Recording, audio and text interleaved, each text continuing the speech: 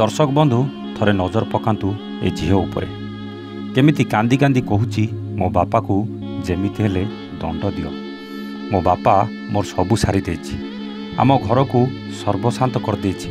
मो बापा सबुदिन राति रे मद पी आसती आ जहा करती से सबू सही जाउथली।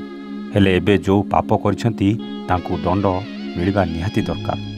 हाँ आज्ञा, ए निरीह आखिरे जेमिति से जन्म कला बापा प्रति खाली घृणा छड़ा आउ किछि नाही। आउ से जन्म कला बापा जहा करिछि आपण शुणिले आपण को लोममूल टांकुरी उठिबो।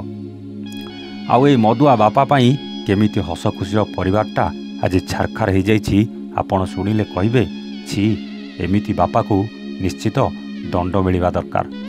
सबुदिन परी से दिन राति रे मो बापा मद पी आसिले आउ मो माँ को आम भाई भौणी सामने निर्यातना देवा सहित अमनीष भली पिटिबाकू लागिले।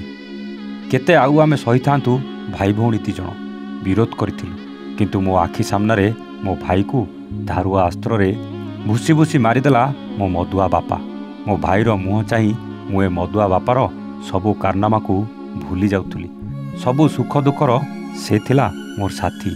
सबू सुख दुखरे से मो सहित थिला आ मु ता सहित थिली। हेले शेषरे मो जीवन ठू अधिक भल पाउथुआ भाई को मो आखि सामने मो मदुआ बापा निशारे मारिदेला। मो सहारा चलीगला। मु आउ काहा हाथ राखी बांधिबी, मु आउ काहा सहित मो सुख दुख शेयर करी। एमिति किछि कैमरा आगरे कही कांदी पकाउछि ए निरीह झीटी।